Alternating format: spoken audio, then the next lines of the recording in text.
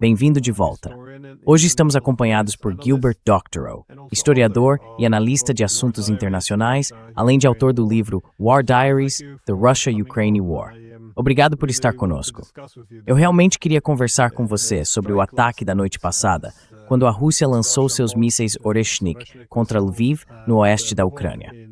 Isso parece, obviamente, ser um aviso aos países da OTAN em resposta às recentes escaladas. Gostaria de saber como você está avaliando a situação.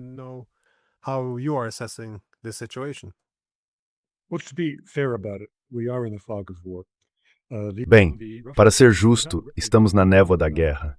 Os russos não divulgaram rapidamente uma descrição do que fizeram ou onde. As informações estão saindo aos poucos. Pelo que entendi, eles dispararam pelo menos um Oreshnik na região de Lviv, mas outros relatos dizem que foram 6 ou 9.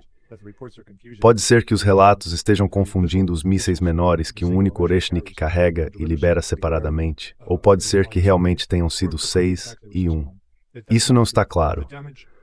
Os danos também não estão claros, a extensão deles, porque os relatos que vi indicam que um dos alvos, já que há vários mini-mísseis liberados por um Oreshnik, era o maior depósito de gás da Ucrânia.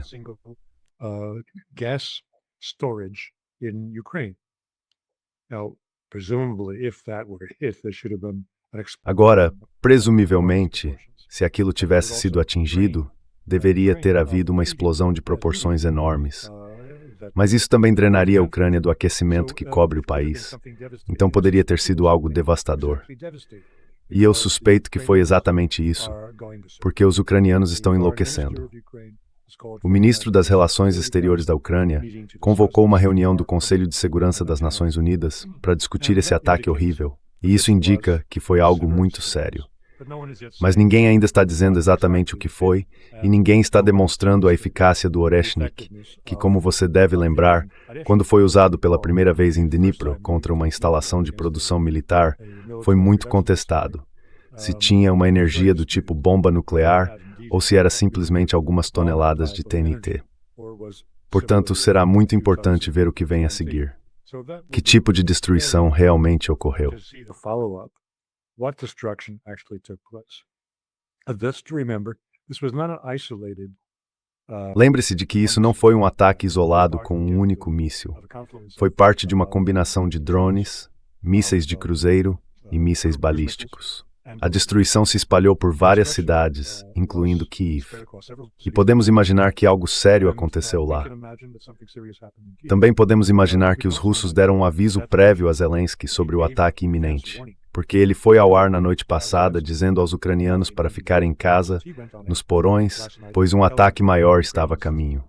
Isso por si só demonstra a confiança dos russos de que suas armas são invencíveis, que não podem ser detidas pelos Patriots ou por qualquer outro sistema antiaéreo ou de defesa aérea conhecido.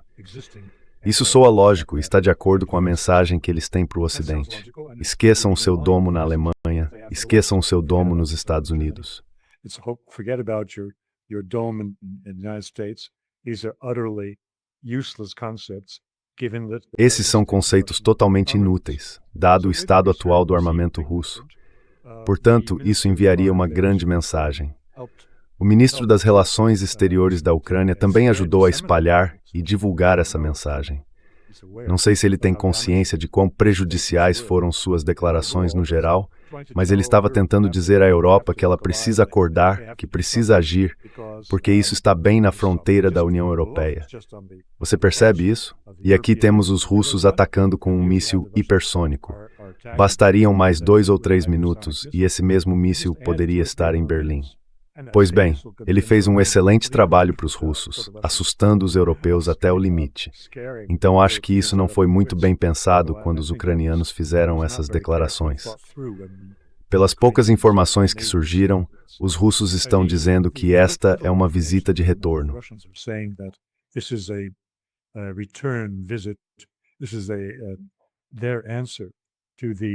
Esta é a resposta deles ao ataque de drone contra a residência do presidente Putin em Valdai, sua casa de campo, onde vivem sua companheira e seus filhos. Um pequeno detalhe. Essa foi uma resposta a isso.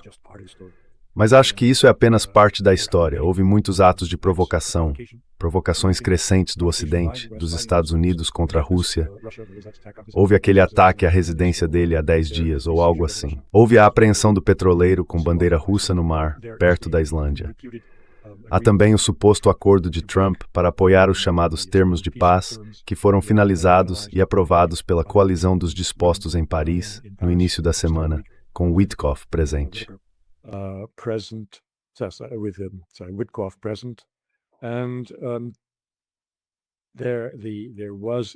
Havia essa ideia no ar de que a Rússia ficaria intimidada pelas tarifas de 500% que estão prestes a ser impostas, supondo que o projeto de lei no Senado seja aprovado, o que vai acontecer, e que a Câmara o apoie, e que Trump faça o que disse que vai assinar, porque não tem escolha. O Senado tem 82 votos a favor, então seu veto poderia ser derrubado imediatamente. Essa tarifa de 500% é uma tarifa secundária sobre países que compram petróleo russo, o que inclui 3 dos 4 membros fundadores do BRICS, Brasil, Índia e China. Ela seria usada como uma arma para forçar os russos, para forçar Putin a sentar à mesa de negociações e assinar o que acabou de ser acordado pelos líderes da UE e por Zelensky em Paris, o que equivale a forçar uma capitulação da Rússia.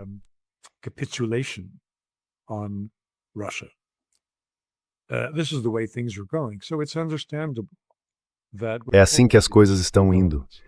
Então, é compreensível que com todos esses acontecimentos contrários aos seus interesses, e que partem do pressuposto de que não há capacidade de resposta, os russos tenham agido. E eles agiram de uma forma que, acredito, os verdadeiros patriotas, as pessoas do círculo próximo de Vladimir Putin em Moscou, que certamente vinham pressionando-o a abandonar a abordagem amistosa e suave e mostrar o punho, ficarão satisfeitos. Porque todos fizeram uma exigência, usar aquelas adesões e parar de apenas falar sobre elas. E finalmente ele fez isso. Quantas adesões foram usadas? Qual foi o dano exato? Saberemos nos próximos dias.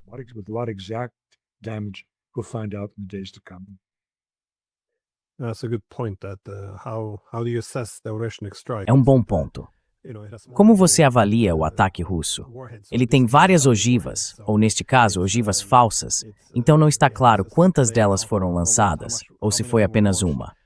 Mas grande parte da raiva da Rússia obviamente veio à tona depois do ataque à residência de Putin.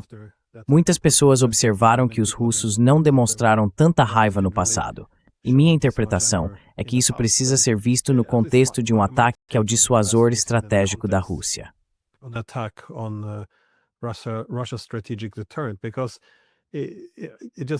Porque não deveria ser difícil identificar um fio condutor aqui. Entre 2022 e 2025, vimos múltiplos ataques à base aérea de Engels, onde a Rússia mantém seus bombardeiros estratégicos armados com ogivas nucleares. É muito duvidoso que os ucranianos pudessem ter feito isso sem o apoio das agências de inteligência ocidentais. Além disso, em maio de 2024, houve ataques ao radar de alerta antecipado nuclear estratégico da Rússia, que obviamente não tem nenhuma utilidade nesta guerra. A guerra por procuração na Ucrânia, quero dizer.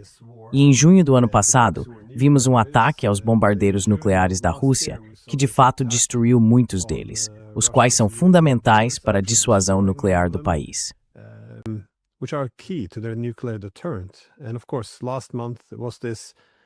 E claro, no mês passado houve aquele ataque à residência de Putin. Segundo pessoas como Arastovich, ela também abriga um centro de comando nuclear, o que explica por que foi vista como um ataque tão perigoso. Porque, veja, qualquer um desses incidentes teria sido impensável durante a Guerra Fria. Isso teria sido considerado algo capaz de desencadear uma possível troca nuclear. No entanto, agora estamos vendo isso se tornar cada vez mais ousado. E parece que não apenas os britânicos, mas também as agências de inteligência americanas estão profundamente envolvidas nisso. Você acha que é por isso que os russos estão reagindo com tanta força agora? Porque essencialmente veem isso como um ataque ocidental ao seu poder de dissuasão nuclear?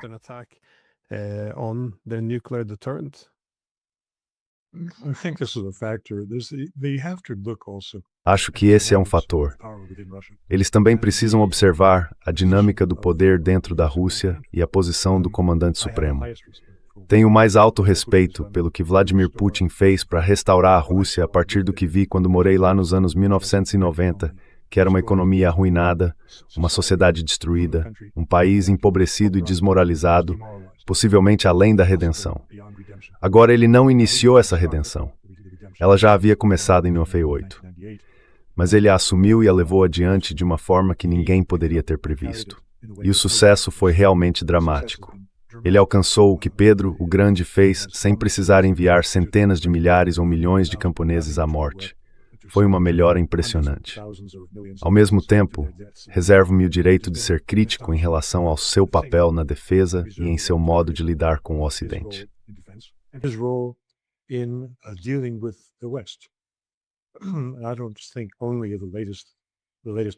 Eu não penso apenas nos acontecimentos mais recentes. Escrevi há vários anos que estava incentivando Vladimir Putin a tirar uma lição de Nikita Khrushchev. Ninguém jamais ousou chamar Nikita Khrushchev de assassino ou de bandido ou algo parecido, mesmo que ele fosse um assassino e um bandido. Eles não ousaram. Imagine se pudessem dizer isso em público. Fizeram isso com Putin há mais de uma década, e isso aconteceu porque ele nunca respondeu de forma adequada, com força. Ele nunca tirou o sapato e o bateu na mesa, como Khrushchev fez. Ele nunca disse ao Ocidente, nós vamos enterrar vocês. Claro, isso foi explicado depois. Não era para ser entendido literalmente. Figurativamente, no entanto, estava bem claro que a Rússia tinha os meios para destruir todos na Terra, porque o número de armas nucleares na época era 10 ou 20 vezes suficiente para destruir toda a vida neste planeta.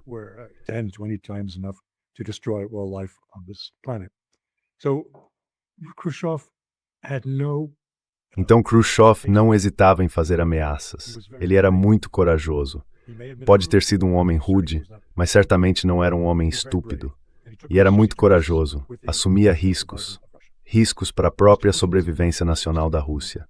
O Sr. Putin é um homem muito mais sofisticado. É muito inteligente, um homem com formação jurídica e uma mente voltada para o direito. Mas ele não teve a mesma força de Khrushchev para incutir o temor de Deus nos concorrentes, adversários, até mesmo inimigos declarados, da Rússia no Ocidente. Assim, o problema que a Rússia enfrenta e que agora se manifesta nesses acontecimentos dramáticos e muito ameaçadores é, por exemplo, o disparo do S-300 a menos de 100 quilômetros da fronteira polonesa e o ataque ao reservatório que serve de sustentação vital para o fornecimento de gás à Ucrânia.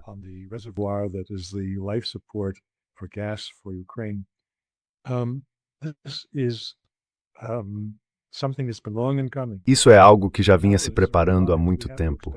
E agora que aconteceu, temos que esperar mais do mesmo.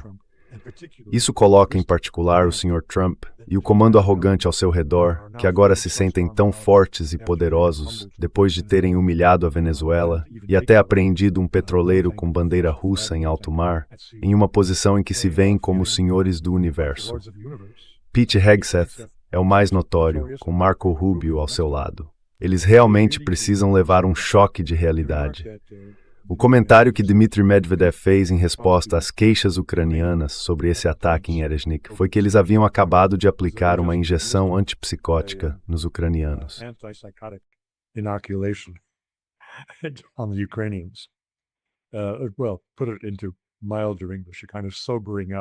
Bem, coloque isso em termos mais brandos, uma espécie de ataque de sobriedade contra os ucranianos. E acho que isso será entendido nas capitais do Ocidente como um ataque de sobriedade também para eles. Acho que já passamos do ponto em que Vladimir Putin vai tolerar visitas de Viktor Orbán para segurar sua mão por 3 ou 5 horas e falar sobre um acordo de paz que os Estados Unidos são totalmente incapazes de ajudar a concretizar. Acho que os russos agora seguirão um único caminho: resolver a guerra em seus próprios termos e por seus próprios meios militares. Então, muita coisa mudou nos últimos dias, mas levou muito tempo para chegarmos a este momento.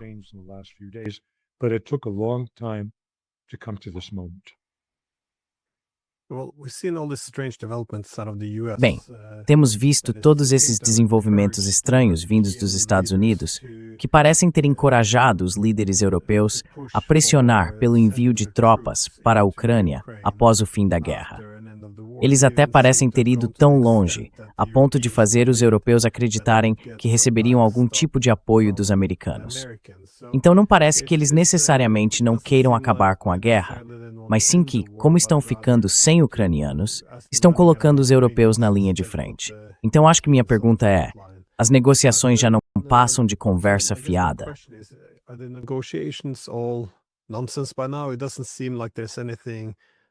Não parece que haja nada. Também vemos esses relatos, é claro, no New York Times, de que Trump deu sinal verde para ataques a petroleiros e refinarias russas. Alguns se perguntam, eles estão simplesmente tentando sabotar Trump, ou é o próprio Trump que está por trás disso? Mas até certo ponto, essa questão não parece realmente relevante. Quero dizer, Trump está sendo enganoso com o governo ucraniano, desculpe, com os russos, ou ele é simplesmente fraco? Ou seja, ele não consegue controlar a própria casa, suas agências de inteligência e sua própria equipe estão essencialmente executando uma política independente dele. Fico me perguntando, isso realmente importa?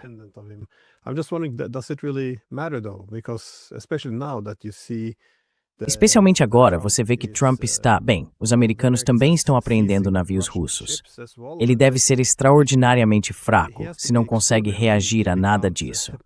Parece que ele simplesmente assumiu esse papel de mediador para ganhar alguma boa vontade dos russos e tirar o máximo proveito disso. Mas, novamente, fraco ou enganador, isso realmente importa. Não parece haver nenhuma possibilidade de fazer a paz. Se é que há algo, dizem que os europeus são os causadores de problemas, mas eles também parecem estar incentivando tudo isso. Então, como você vê essa situação? As negociações agora são apenas para aparência ou ainda há uma possibilidade real? The fog of war extends also to analysis of this. A névoa da guerra também se estende à análise do Sr. Trump. Não há nada mais nebuloso do que o que está acontecendo ao seu redor. Um dia atrás publiquei um ensaio perguntando: existe um método em sua loucura? Que isso é loucura é óbvio, mas há um método nisso? Estamos sendo enganados? Tudo em torno de Donald Trump é engano. Ele usou o engano como seu principal meio para alcançar seus objetivos. Usou o engano com os iranianos antes do ataque, atraindo-os para negociações enquanto se preparava para atacá-los da forma mais cruel possível. Nada é o que parece ou soa ser, e nunca levo suas palavras ao pé da letra. O que ele está fazendo agora parece que, bem, vou me concentrar em algo muito, muito quente. O que ele quer fazer com a Groenlândia. What he wants to do with Greenland. I was very impressed. Fiquei muito impressionado ao ler no editorial do Financial Times, acho que foi publicado esta manhã ou tarde da noite passada, em que eles abordavam a questão do que a Europa deveria fazer em relação às ameaças de Donald Trump, seus planos para o Reino Unido. E eles entenderam que a Europa tem muito poucos líderes e que a Europa está muito enfraquecida. Assim, propunham uma combinação de incentivos e uma resposta realista para lidar com a mais recente aventura planejada de Trump. Por um lado, haveria a promessa de aumentar o investimento europeu, não apenas dinamarquês, mas de toda a Europa, na defesa da Groenlândia, de modo que a questão levantada por Trump, de que isso representa um risco de segurança para os Estados Unidos, fosse devidamente tratada. This is a security risk for the United States. It's not properly defended. The Russians and the Chinese are wanting. Os russos e os chineses querem que seus navios fiquem bem próximos da Groenlândia. Isso abre uma brecha no Ártico e assim por diante. E essa questão seria tratada. Por outro lado, eles lembrariam Trump de que estão prontos para deixar a OTAN. Se deixarem a OTAN por causa dessa violação dos princípios básicos da Carta da OTAN pelos Estados Unidos, ao confiscar os bens de um dos membros da aliança, isso enfraqueceria as defesas norte-americanas. Achei impressionante que o grupo editorial tenha escrito isso sem pensar, nem por um momento, que a desintegração da OTAN e a dissolução da União Europeia são exatamente o que Trump quer. Então, por um lado, temos suas ambições que todos denunciam como imperialismo, blá blá blá. Denouncing as imperialism, and it's entirely possible. That's all it is. E é possível, é só isso. Mas também é possível, com Trump, que o homem esteja usando esse ataque à Groenlândia para alcançar o que de outra forma não pode alcançar e deseja muito. Ele não pode tirar os Estados Unidos da OTAN, mas pode forçar a OTAN a se dissolver, porque o veem como um inimigo. Por essa razão, Glenn, sou muito cauteloso em fazer uma interpretação definitiva do que está acontecendo. O Sr. Trump é uma pessoa incrivelmente ardilosa. O fato de o Washington Post ter feito um gráfico de Pinóquio sobre ele em seu primeiro mandato, contando diariamente as mentiras que ele espalhava, isso foi justificado, é claro. E acho que isso foi elevado aqui a uma arte ainda maior em seu segundo mandato.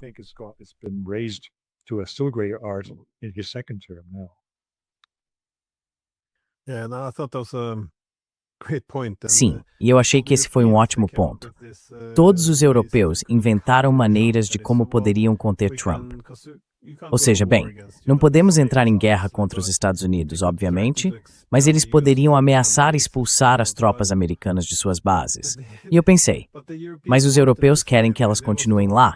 Esse era o objetivo.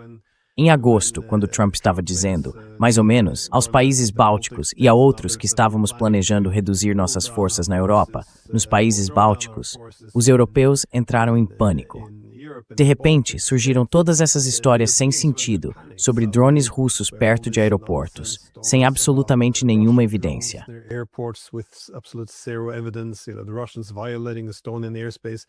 Os russos violando o espaço aéreo da Estônia. A guerra híbrida está chegando. América, você não pode ir embora. Sabe isso? Quero dizer, são os europeus que querem que os americanos fiquem e são os americanos que querem reduzir sua presença. Então, pareceu um castigo muito estranho, de fato. Mas também ressalto que o que os europeus deveriam fazer é, bem, essencialmente ameaçar que responderão militarmente, porque isso seria um desastre. Parece que a fonte do sucesso de Trump é tornar tudo curto, guerras curtas. Como no Panamá, ele foi uma pequena ameaça e eles lhe concedem algo.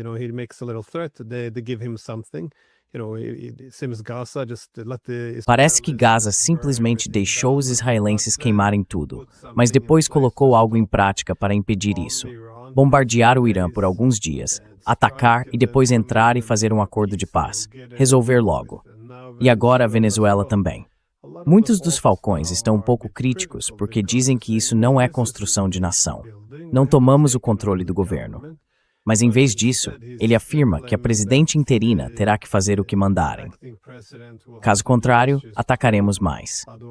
Mais uma vez, ele busca soluções rápidas. Acho que ele não é um opositor das guerras. Ele é apenas um opositor das guerras sem fim.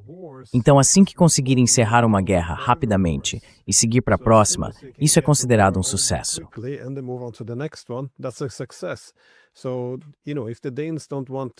Então, sabe, se os dinamarqueses não quiserem perder a Groenlândia, eles deveriam simplesmente colocar algo em prática que pudesse atrair os Estados Unidos a longo prazo ou criar um escândalo maior. E sabe, ele não se importa. Ele tem tantos outros projetos nos quais quer avançar, que podem ser rápidos, de entra e sai. E eu só acho que as pessoas querem vê-lo ou como um belicista ou como um homem de paz. Eu só acho que ele está disposto a usar a força militar de qualquer forma para alcançar seus objetivos, mas não quer se deixar envolver. É aí que todos os seus recursos, todo o seu foco, tudo é sugado e você não consegue realmente fazer mais nada. E acho que essa é a principal preocupação dele. Não tenho certeza se você vê da mesma forma, que essa é a abordagem dele.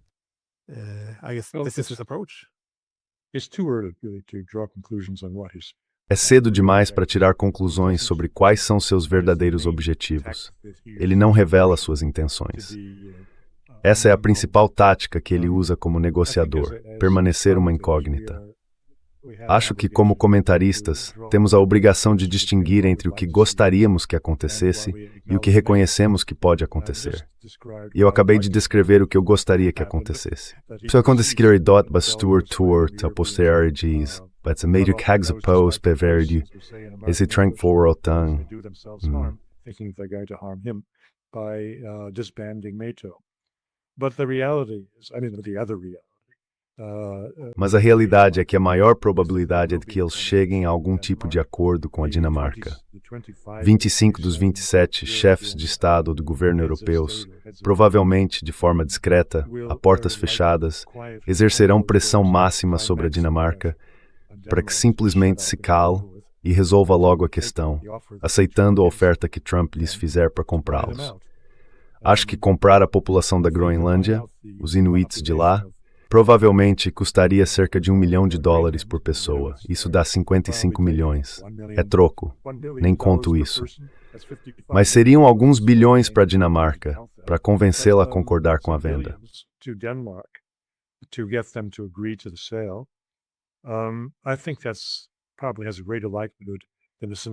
Acho que isso provavelmente tem mais chances de acontecer do que o cenário que eu prefiro, o fim da OTAN. A Dinamarca tem uma economia social de mercado muito forte, com um sistema de serviços sociais ainda intacto. Eles serão duramente atingidos quando o orçamento de defesa subir para 5% do PIB. Uma ajuda do Sr. Trump poderia fazer da Dinamarca uma das maiores beneficiadas nos próximos 10 anos, ao lhes dar o capital para fazer as duas coisas. Armas e manteiga, enquanto seus vizinhos na União Europeia sofrem sem o colchão que o Sr. Trump está prestes a oferecer.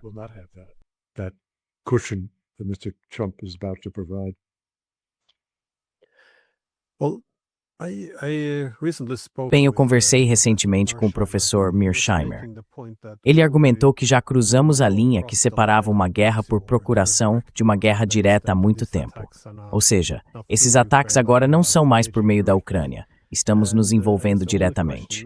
E acho que a única questão agora é, quando a Rússia vai retaliar diretamente? Porque, como vimos com Oreshnik, eles atingiram instalações de energia no oeste da Ucrânia. Mas o aviso, ainda assim, foi direcionado aos países da OTAN. O Ocidente não está levando esses avisos realmente a sério. E, novamente, é preciso destacar que o motivo pelo qual há um aviso, e porque eles ainda não atacaram, é que, uma vez que isso aconteça, não será mais possível conter a escalada. A situação sairia de controle. Então, quão perto estamos de uma guerra direta em grande escala? Porque uma vez que a Rússia retalie contra a OTAN, estaremos em guerra, sem mais a pretensão de estar apenas ajudando a Ucrânia.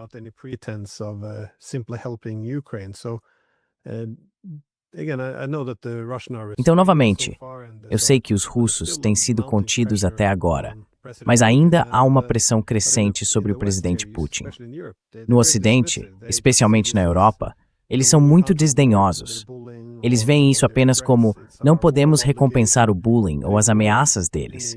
É visto como uma obrigação moral ignorar qualquer tipo de dissuasão que os russos estejam apresentando. Então, quão perto você acha que estamos? Não de uma guerra mundial, mas de uma guerra direta entre países da OTAN e a Rússia, com eles realmente começando a retaliar. Em outras áreas, também vemos que a Rússia está subindo na escala de escalada, realizando ataques mais destrutivos, não apenas contra a infraestrutura de energia, mas também contra outros sistemas que sustentam o potencial econômico e militar da Ucrânia.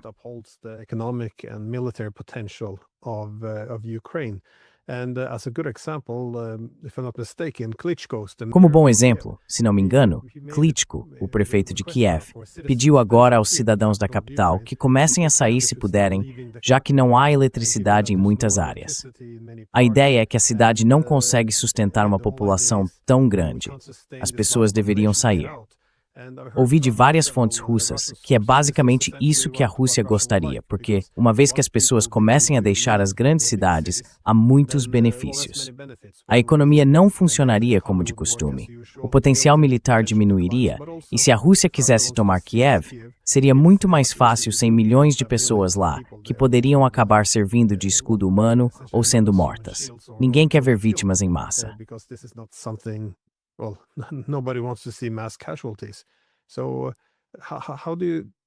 Então, como você avalia esses esforços da Rússia para intensificar suas ações? Porque há algum tempo se tem temido ou previsto que uma vez que a Ucrânia começasse a desmoronar nas linhas de frente, eles também aumentariam simultaneamente a pressão em outras áreas, tentando derrubar a economia, talvez atacar a liderança política. De novo, isso ainda é apenas uma teoria, mas você vê isso como o objetivo final dos russos. Em vez de tentar eliminar a liderança política, enquanto o exército ucraniano ainda se mantém firme, já que esses líderes poderiam simplesmente ser substituídos, eles estão apenas destruindo tudo e atacando em todas as frentes ao mesmo tempo? Há muitas perguntas aí. Sorry, a lot of questions there. We're on the same wavelength. Just before you Estamos na mesma sintonia. Pouco antes de você mencionar o Klitschko, era exatamente isso que eu ia dizer. Foi dramático, e o que o tornou dramático é justamente o motivo pelo qual eles deveriam estar. Porque, em uma cidade como Kiev, com muitos prédios altos, eles estão sem água, sem eletricidade.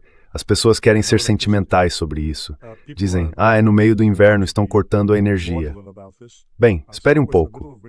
No meio do verão também não é ótimo se você mora no 20º andar de um prédio e não há eletricidade, você não consegue chegar lá. Então o ponto é que estão tornando a cidade inabitável, o que é exatamente a intenção deles. Eles querem salvar vidas com isso. Esvaziar a cidade para um ataque devastador? Acho que não. Clear out people for an attack, a leveling attack? I don't think so.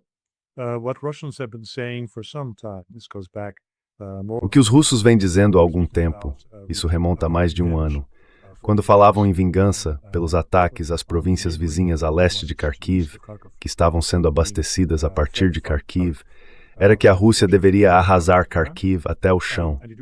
E isso seria feito dando um aviso de 3 dias. Todos devem sair, porque vamos destruí-la. Voltando aos seus sonhos mais destrutivos, os patriotas russos não tinham a intenção de matar milhões de pessoas. A intenção era dar um aviso. E como vemos, acho bastante provável que Putin tenha dado um aviso a Zelensky antes de lançar os Iskanders. E digo no plural porque não está claro se foi um ou vários, e os outros ataques massivos que ocorreram ontem.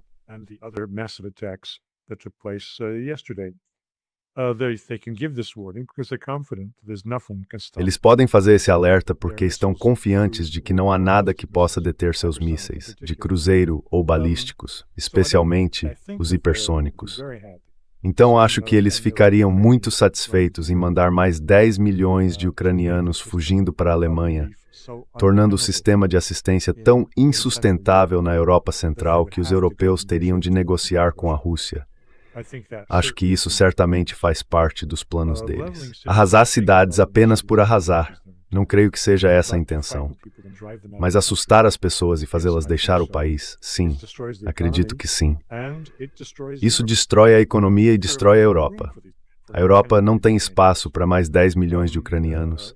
E isso simplesmente quebraria os serviços sociais e médicos, com todos esses incontáveis ucranianos aparecendo às nossas portas. Countless Ukrainians showing up at our doors. Yes, the Russians are getting. Então sim, os russos estão ficando muito destrutivos.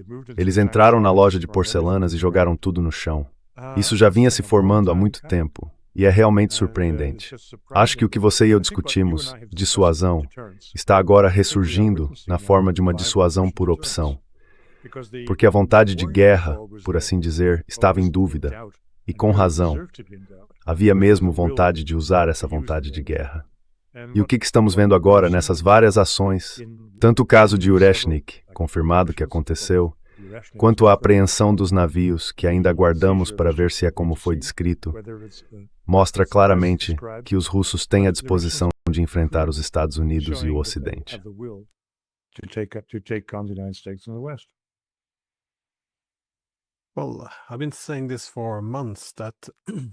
Bem, venho dizendo isso há meses, que agora estamos vendo o fim da guerra. E assim como em outras guerras, a pior devastação acontece na fase final. Você viu isso com os alemães na Segunda Guerra Mundial também. É nesse momento que a grande maioria das baixas militares ocorre, quando o exército começa a desmoronar. É também quando os civis ficam mais expostos e quando as pessoas começam a fugir de suas casas. Quero dizer, é tão incrivelmente previsível que uma tragédia enorme está prestes a acontecer se não começarmos a negociar de boa fé com os russos. E isso significa não fazer o que fizeram em Paris, dizer que vão enviar tropas depois da guerra e instalar bases militares. Quero dizer, foi por isso que os russos invadiram, para impedir que a OTAN se entrincheirasse na Ucrânia e, de alguma forma, derrotasse a Ucrânia.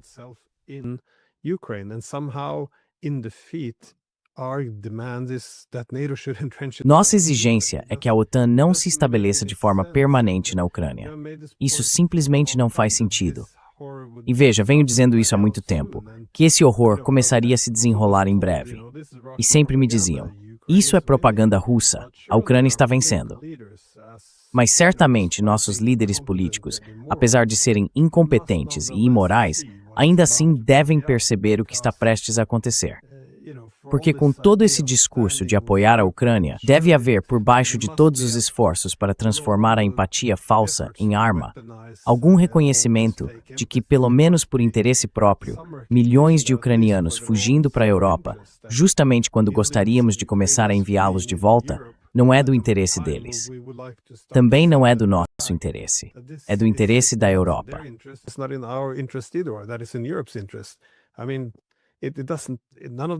Quer dizer, nada disso faz sentido para mim. Indo para minha última pergunta, porém, se há um esforço para acabar com esta guerra, não parece que estamos realmente acabando com ela. Porque, sejamos honestos, não é como se os países europeus fossem fazer as pazes com a Rússia e dizer, certo, não vamos expandir a OTAN, vamos chegar a algum acordo sobre uma arquitetura comum de segurança europeia. Em vez disso, parece que estamos entrando em uma fase diferente. Não tenho certeza se vamos apoiar algum tipo de tática de guerrilha ou o que exatamente eles podem fazer. Mas você vê um fim para esta guerra? Ou estamos apenas criando uma nova fase? E como isso realmente seria?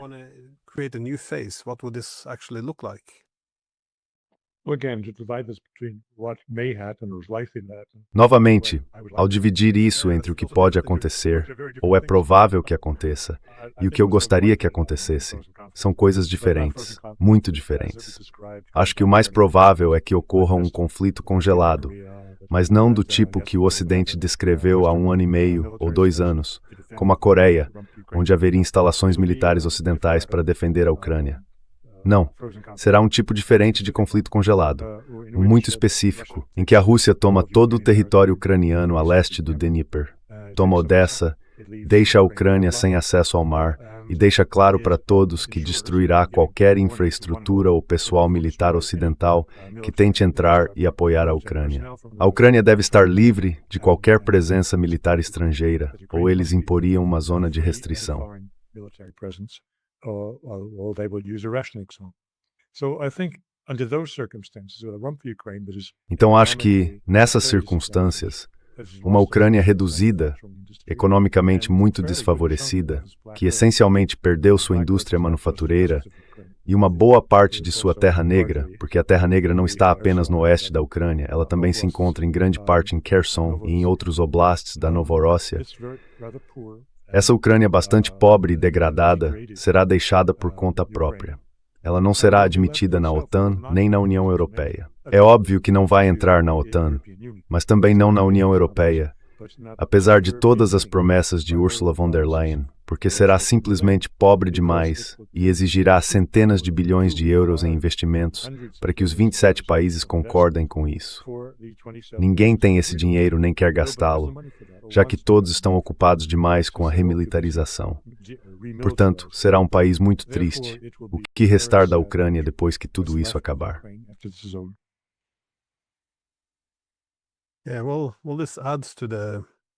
Bem, isso só aumenta a falta de lógica. No entanto, se você sabe que eles vão perder muito território, então é aí que você deve encerrar. Quero dizer, em 2019, como você sabe, a Rand Corporation publicou um relatório sobre como ampliar o alcance da Rússia. Ou melhor, como ampliar o envolvimento da Rússia. O relatório identificava praticamente todos os países ao longo da fronteira russa que poderiam ser desestabilizados. E esse é o centro de estudos ligado às agências de inteligência. Mas a lógica principal era: devemos enviar armas para a Ucrânia e ameaçar com a expansão da OTAN, porque isso aumentaria o comprometimento da Rússia no Donbass. E dessa forma, poderíamos lentamente fazer os russos sangrarem, pelo menos em termos de recursos. Mesmo assim, esse relatório basicamente apresentava o contra-argumento, dizendo que, se o conflito se transformasse em uma guerra em grande escala e os russos começassem a conquistar territórios estratégicos, então a guerra deixaria de nos beneficiar. then this war is no longer benefiting us. So, translated into the last 4 years of proxy. Então, traduzido para os últimos 4 anos de guerra por procuração, para a OTAN, parece que o ideal seria simplesmente deixar russos e ucranianos lutarem entre si. Se as linhas de frente estiverem estáveis e eles apenas se matarem em grande número enquanto os russos perdem recursos, isso seria uma boa guerra. Mas quando os russos começam a vencer, as baixas passam a ser esmagadoramente ucranianas e eles começam a perder território. Aí para a OTAN é uma má guerra. Ainda assim, por mais que eu pense, não consigo entender por que ainda estamos fazendo isso. Quero dizer, este é o momento em que se deve contar as perdas e pôr fim a tudo. Mas não parece haver nenhum interesse nisso. There doesn't seem to be any appetite at all. Putting an end to it would mean that those who invested all Colocar um fim nisso significaria que aqueles que investiram todo o seu capital político na continuidade seriam forçados a deixar o cargo. E eu acho que há uma grande contradição entre o interesse nacional e o interesse pessoal da liderança em pelo menos 25 dos 27 Estados-membros da União Europeia. Então eles estão nisso pelo mesmo motivo que Netanyahu continua a guerra, porque no momento em que ele parar, irá para a prisão. Pelo mesmo motivo que Zelensky continua a guerra, independentemente da enorme perda de vidas entre seus homens. Assim que ele parar a guerra, haverá uma eleição, ele será derrotado ou simplesmente assassinado. Portanto, isso é lamentável. A profunda corrupção nessas sociedades, onde há uma contradição entre os interesses pessoais dos líderes e os interesses nacionais do povo que os colocou no poder.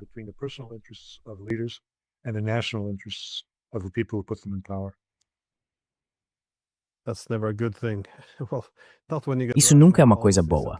Bem, pelo menos não quando se trata de políticas racionais. Muito obrigado por dedicar seu tempo. Estes são realmente tempos loucos. Se algo disso tivesse acontecido durante a Guerra Fria, teria dominado as páginas dos livros de história. Mas agora parece ter se tornado quase uma ocorrência diária, esse tipo de escalada imprudente. Então, obrigado e tenha um ótimo fim de semana. Thank you and have a great weekend. Não, esse não...